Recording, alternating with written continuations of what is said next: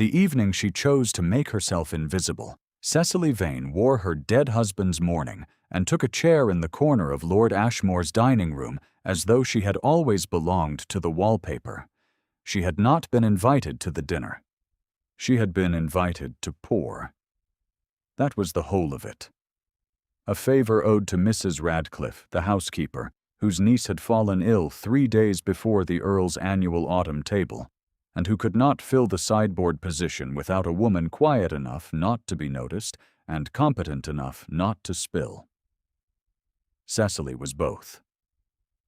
She had been both for the better part of 2 years, ever since her husband's estate proved smaller than his debts, and the creditors arrived with the patience of men who had always known they would win. So she wore the veil pinned back at the crown, because the black crepe was her only gown respectable enough for a great house's dining room, and she stood at the sideboard with the wine and the silver, and she watched. She was watching because she had seen something 3 days prior that she had not yet been able to explain. The room was full. 30 places laid. Candlelight caught the crystal and threw small fires across the ceiling, and the Earl of Ashmore sat at the head of his table with the settled authority of a man who had inherited the right to silence a room simply by entering it. He was 34 years old, she knew, because Mrs. Radcliffe had mentioned it in the same breath as mentioning that he had not smiled at a dinner since his wife's death 4 years ago. His face confirmed it. It was a face that had learned to refuse comfort rather than seek it. The jaw set, the eyes the color of dark water, the whole of him composed into something that read as coldness until you watched the hands, which were careful. The hands told a different story than the mouth. Cecily watched the hands. She also watched Mr. Darnell. Mr. Gerald Darnell sat 3 chairs from the Earl, in the guest position that signified respected friendship without the intimacy of family.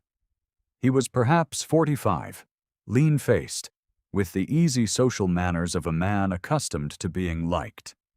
He had been the late Lady Ashmore's solicitor.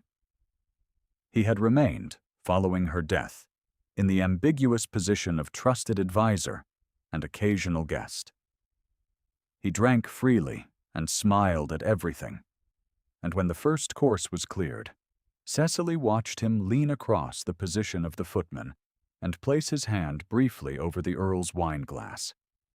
She had seen it 3 days ago as well, at the informal supper she had helped serve while the downstairs maid was still learning the room.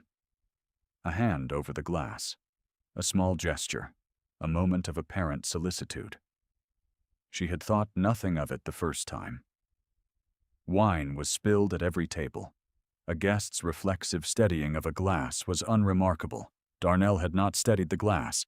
His palm had descended over the mouth of it for a count of perhaps 3 seconds, in the space between the footman's departure and the Earl's returning attention.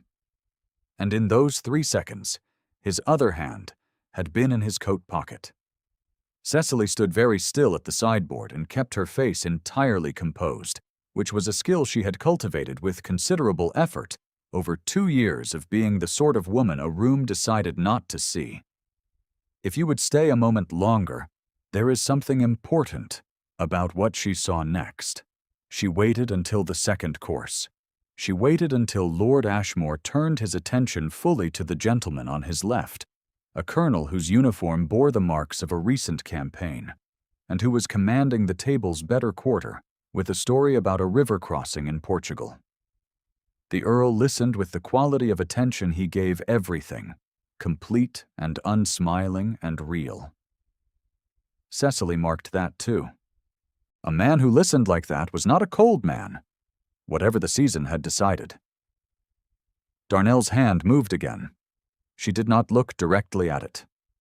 She was trained, by 2 years of service, to see the room at the edges of her vision, to track the level of every glass without appearing to watch anyone. Her gaze was fixed at a middling point near the second epergne, and in the soft frame of her peripheral sight, she saw the fingers reach into the breast pocket, withdraw something small, and deposit it in a gesture so practiced it looked like nothing at all. She was perhaps 8 feet away. She had not imagined it. The question that occupied her for the remainder of that dinner, and for the 3 days following, and for all of that evening as she stood at the sideboard in her mourning veil, was what she was going to do about it. She was a widow without means, without family in the county, without standing in any room in which Lord Ashmore moved. She was there because a housekeeper had needed a pair of quiet hands. She had no authority to speak to an earl, no mechanism by which her word would weigh against that of a man who had been his late wife's trusted solicitor, a man who had access to every drawing room that mattered, a man whose social position was 45 years in the building. The season had made its judgments about Cecily Vane very clearly and very early. A widow with debts and a black gown, a woman who poured the wine at other people's dinners. The room had decided she was nothing more than her circumstances, and the room's verdict was not something she had the resources to appeal. What she had was what she had always had. Her own careful, particular attention to the world as it actually was, rather than as people preferred to arrange it. She watched him all evening. The second time Darnell's hand moved toward the glass, she was positioned at the near end of the sideboard, closer than she had managed before. She had shifted her station gradually across the first 2 courses, moving the wine 1 position to the left, adjusting her own placement under the cover of refilling a distant guest's glass. It was the kind of movement no one noticed because it was the movement of a servant, and servants were furniture. She was near enough now to see the small paper fold. Not powder. Paper. A folded square, perhaps the size of 2 thumbnails together, pressed to the underside of the glass and then removed, deposited not into the wine but extracted from beneath the rim where a previous deposit might have been adhering. Taken away. She understood then what she had misread.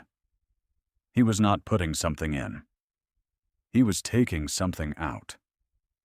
She refilled the colonel's glass with a steady hand, and she thought for a long moment about everything she now knew, which was less than she had believed 5 minutes ago, and considerably more complicated. There was paper beneath the Earl's glass. Someone else had placed it there before the dinner. Darnell was not a poisoner. Darnell was a courier. He was retrieving a message that had been left by someone with access to the dining room before the table was set, someone who had known exactly where the Earl would sit, someone who was using Ashmore's own household as a relay point in a correspondence the Earl himself was not party to. She waited. The dinner finished. The gentlemen remained for their port. The sideboard work was done, and the underfootman began the quiet architecture of clearing. Cecily helped with the near end, and in helping she passed within arm's reach of the Earl's chair, and she saw what she needed to see. Beneath the base of the wine glass, in the shallow ring of condensation on the cloth, there was a second fold of paper. One had been collected. One had been left. She did not take it. She was not certain, yet, what she was dealing with. And a woman who acted without certainty had no ground to stand on when she was questioned. She needed to understand more before she did anything that could not be undone. It was Lord Ashmore himself who made it impossible to wait any longer. He rose from the table as the room was clearing, and in rising he placed his palm flat on the cloth and looked directly at her. Not at the sideboard, not at the general vicinity of the serving staff. At her specifically, with the focused attention of a man who had been aware of her particular movements for longer than she had supposed. "You," he said, his voice pitched low enough not to carry, "have been watching Darnell all evening." It was not a question. Cecily held the tray she was carrying with both hands, and she did not flinch, and she said, "Yes, my lord." He studied her for a moment that felt like standing in cold water. "You are not the regular staff," he said. "No, my lord. I am helping Mrs. Radcliffe for the week. What is your name? Cecily Vane, my lord. He said nothing for a moment. She could not read what moved behind his eyes, which were darker in the candlelight than she had expected, and more tired. The kind of tired that lives in a man for years, before it reaches his face. Do not leave the house tonight, he said. I will have Mrs. Radcliffe see to a room. In the morning, you will tell me what you observed. It was a command, issued in the manner of a man who did not expect to be refused. Cecily thought of 2 years of managing her own small existence with the resources available to her. She thought of how little she was in this room, and how much she had seen, and how much difference the difference between those 2 facts might make to a man who did not know he was being watched. There is a second paper beneath your glass, my lord, she said. It was there when you sat down. I have not touched it. He looked at the table. He looked at her. He did not look at the glass for longer than a moment, but in that moment something shifted in his face. A tightening, a recognition, the kind of intelligence that had been waiting for a peace it had not known was missing. Sit down, he said quietly. I will send for tea. She had told herself in the morning after that first long night that she was not afraid of him. This was not entirely true, but it was true enough to be useful. He had read the paper in his study, alone, while she waited in the housekeeper's sitting room with a cup of tea growing cold beside her. The fire in that room was laid with the careful economy of a household that managed its resources without waste, and she sat with her hands folded and the veil still at her crown, because she had not been offered a mirror and did not know where else to put it. Mrs. Radcliffe had brought the tea herself, and had asked no questions, which told Cecily something about the housekeeper's quality of discretion, and something about the seriousness with which she had assessed the situation. Lord Ashmore emerged an hour later, looking the same as he had looked all evening, except for the hands, which were very still in a way that meant they had recently been working.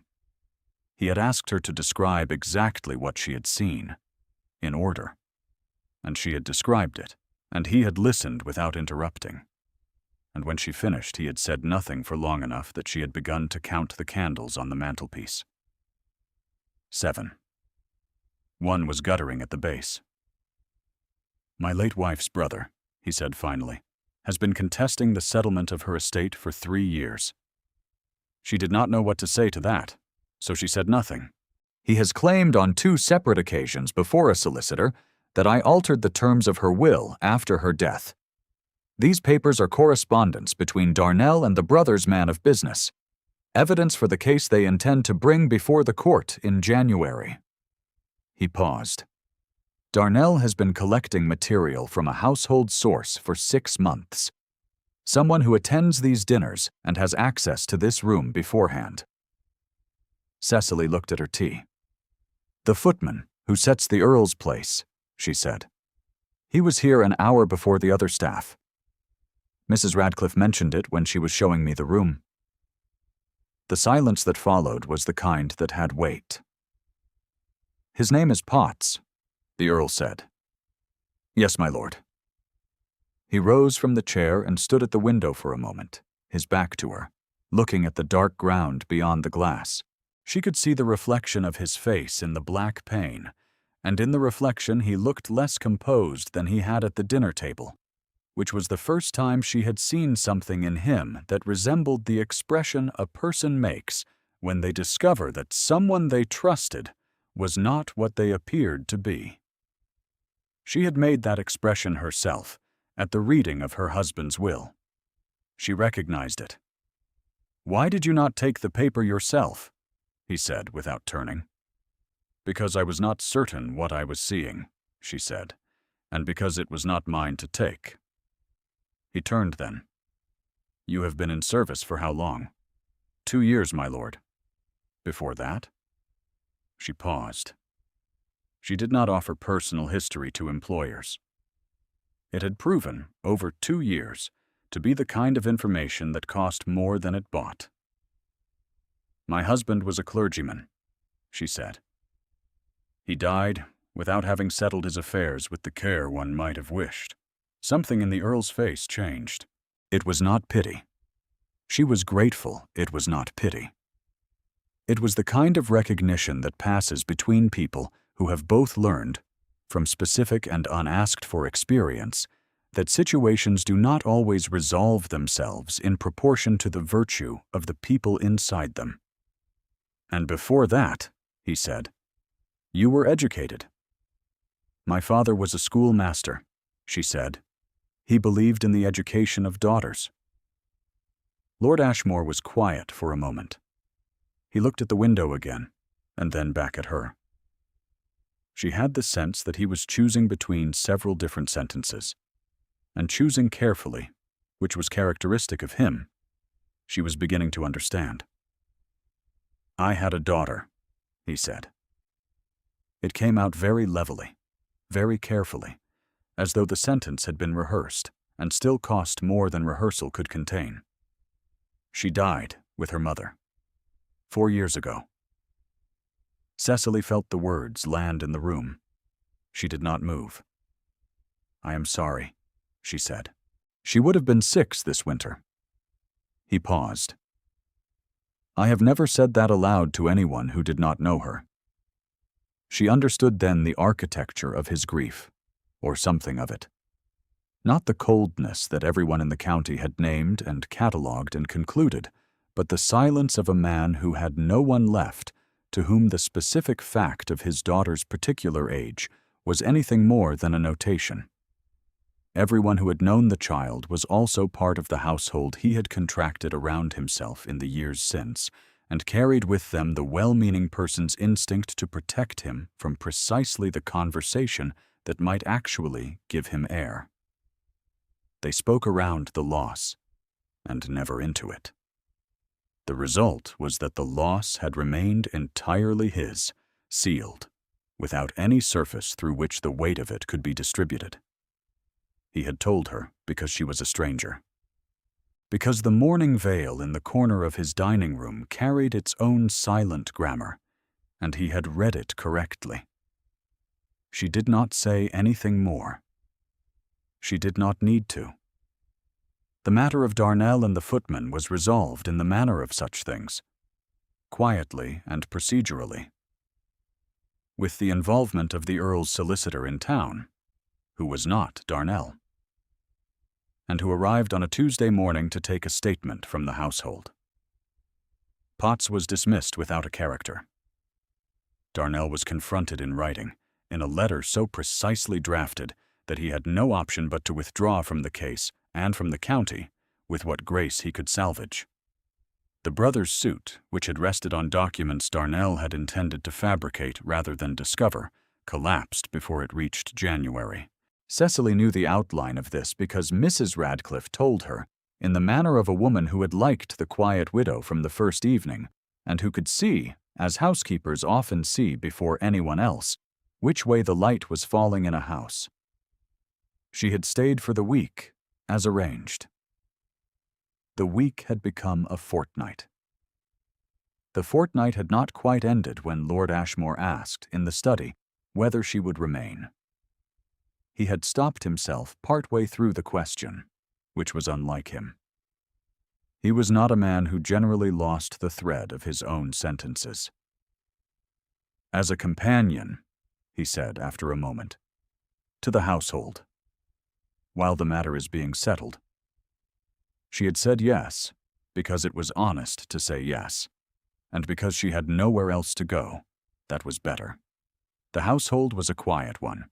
She learned its rhythms across the first weeks with the attentiveness she brought to everything.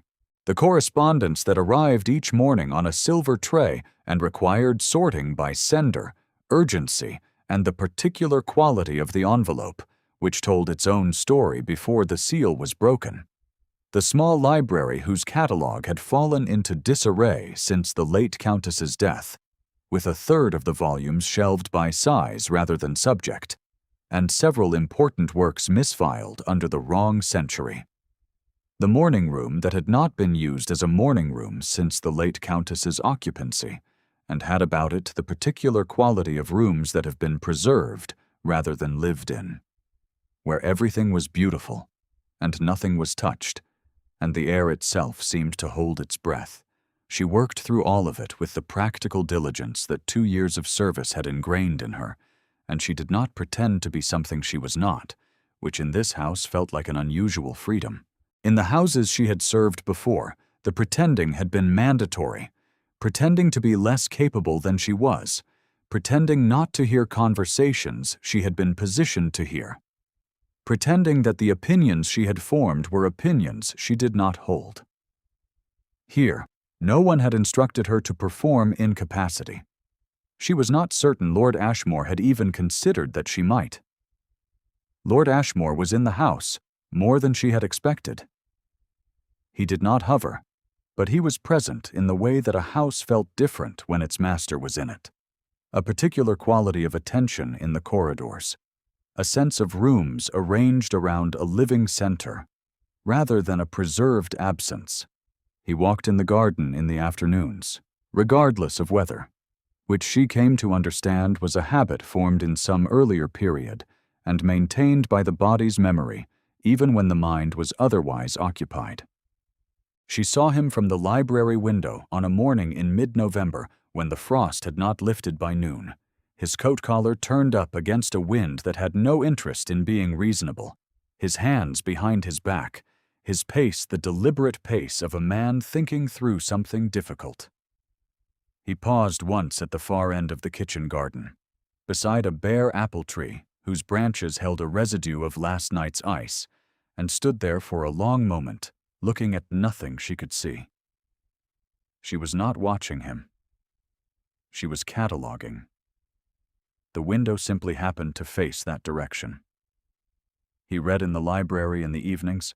Twice he asked her opinion of something she had been cataloging, a letter from a long-dead steward, a notation in an account book, and she gave her opinion directly, without the performance of uncertainty she had learned to produce in rooms that preferred their women tentative. He did not seem to prefer them tentative. He listened, and noted what she said, and occasionally disagreed, and always said why.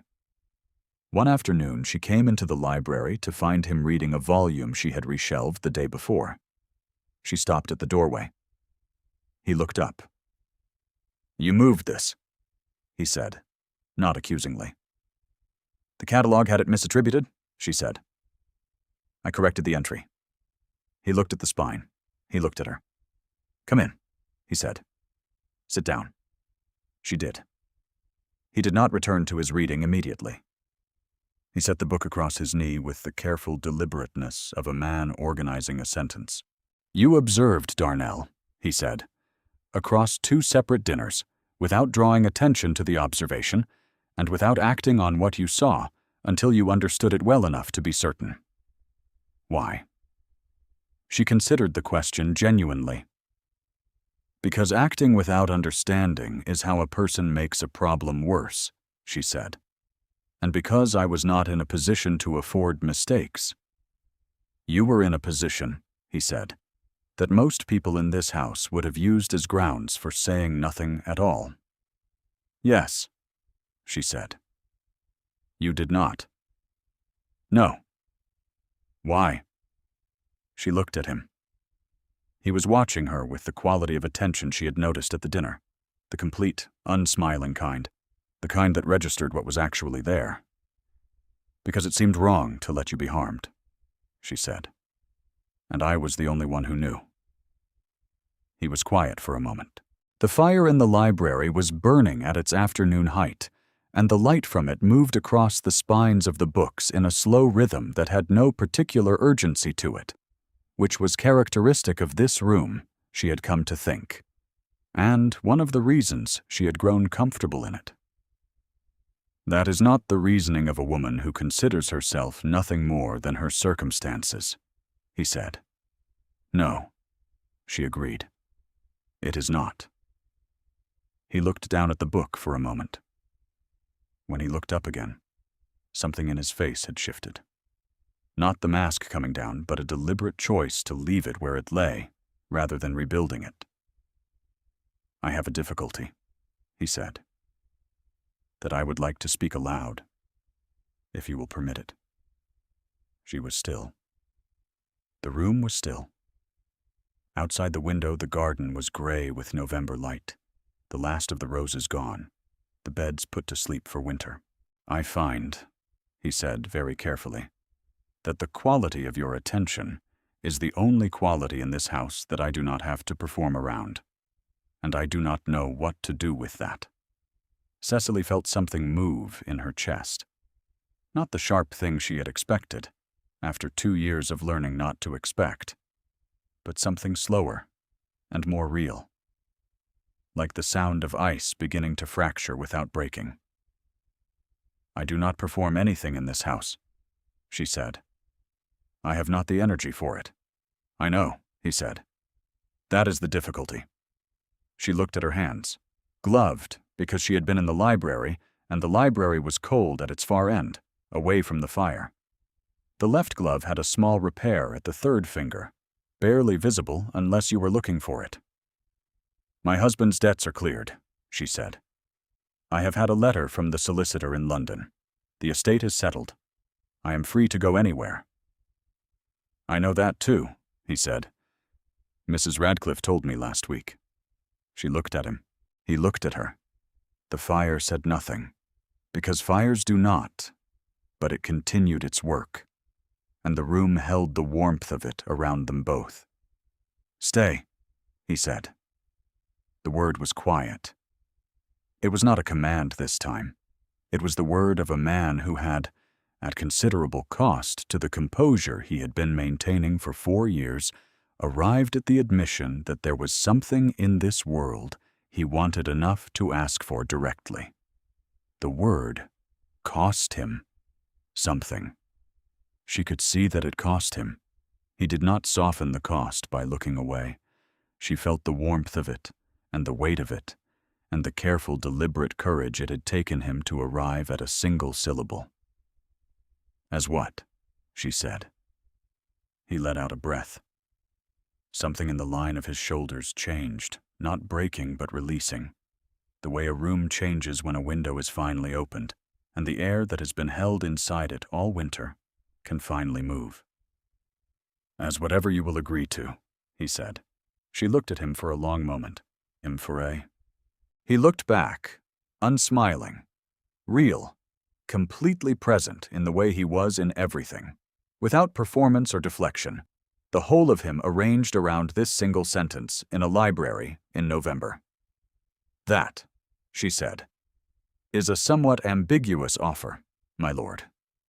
"I am aware," he said. "I have never made it before. I am told I should have more practice." She did not smile.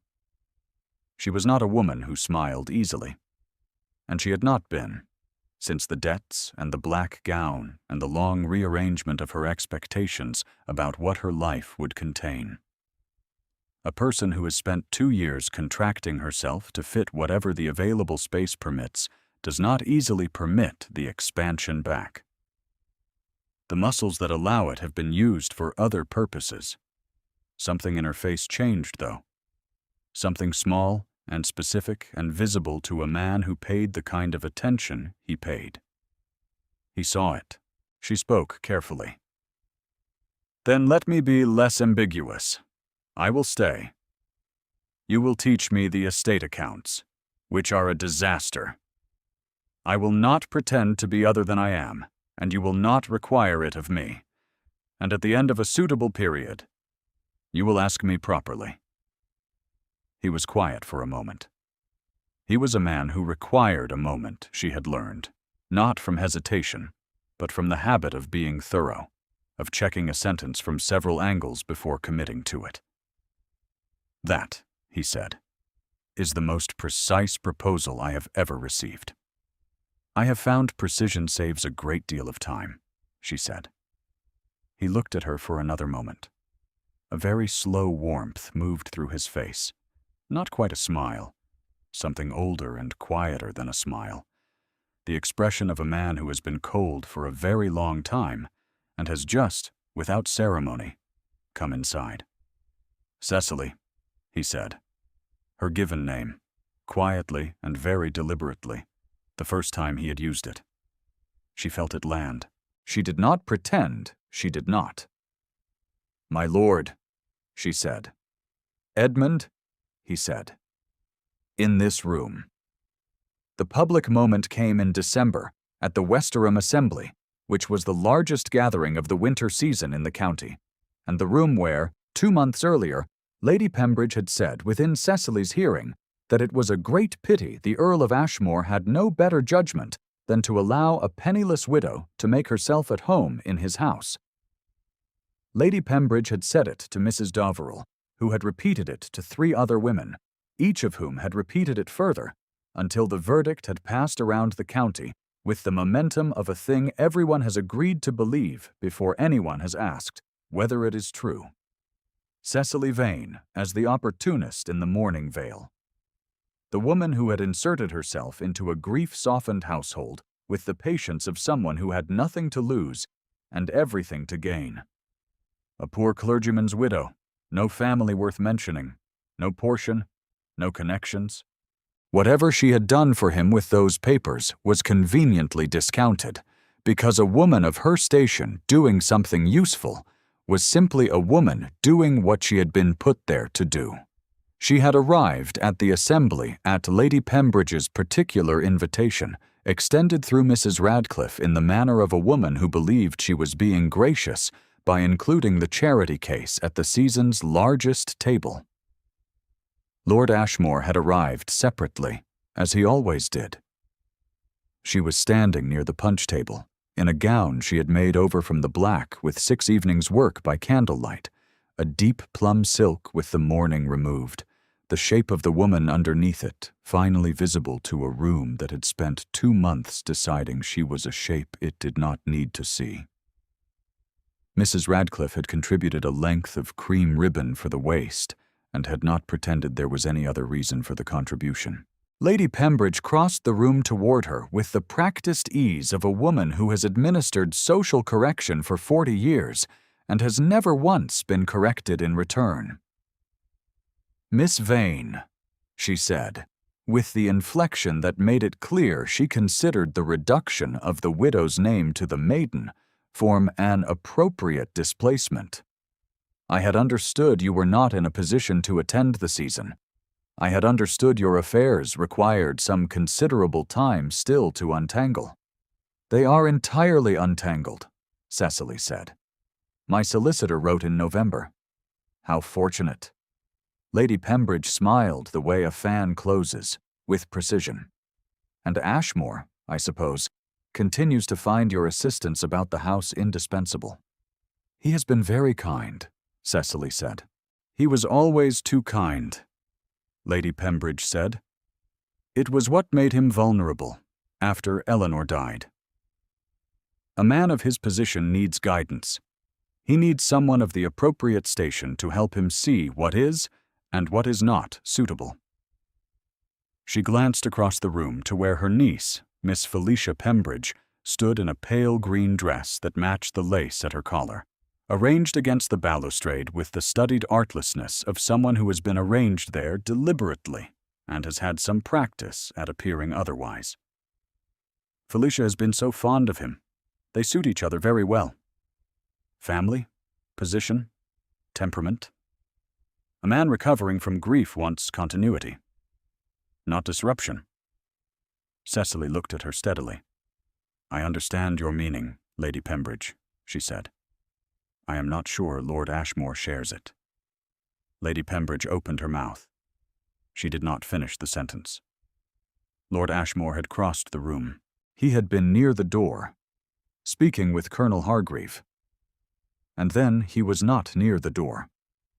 He moved with the unhurried certainty of a man who had decided where he was going and was under no obligation to explain himself to anyone he passed. The room noted it, because rooms note everything, and the heads that turned to follow him did so in the way they always turned toward the most significant person present, which in this room was always him, and would continue to be him regardless of what Lady Pembridge had arranged along the balustrade. He stopped beside Cecily. He did not look at Lady Pembridge immediately. He looked at Cecily, and in looking at her, he looked at her in the way he did in the library, complete and undeflecting, the whole of his attention arranged around the fact of her specific and present existence, which he appeared to find considerably more interesting than anything else in the room. Then he turned to Lady Pembridge. "I intend to marry Mrs. Vane," he said. "I would be grateful if the county would conduct itself accordingly." 12 words. The room heard them, because rooms of this size always carry a voice like his, low and level and complete, without elevation or strain, a voice that has never needed volume to be heard. Lady Pembridge's fan stilled in her hand. The motion stopped entirely, which was the visible evidence of the recalculation taking place behind her expression, a recalculation she was managing with a composure that spoke well of her. Whatever else could be said. Across the room, Miss Felicia Pembridge looked at the balustrade with the expression of a young woman arriving at the end of a long-held expectation. And she did it, it must be said, with a dignity that cost her something, and that she did not spend publicly. Lord Ashmore turned back to Cecily. There was something in his face she had seen only once before, in the library, in November. Not warmth performing itself, but warmth simply present. The way a fire is warm without effort or intention, because that is what it is. "Come," he said, and offered his arm. She took it. Her hand was steady. They walked the length of the room together, which was the visible enactment of everything that had just been said, and the room watched, because the room could not do otherwise. And what the room saw was a woman in a deep plum gown with cream ribbon at her waist, walking beside the Earl of Ashmore with the composure of someone who had been doing difficult things quietly for long enough that this particular thing, being seen, felt less like a rival, and more like the simple, final end of a very long waiting. The Colonel nodded, the particular nod of a man who has seen the world sort itself correctly for once and intends to say so to anyone who asks.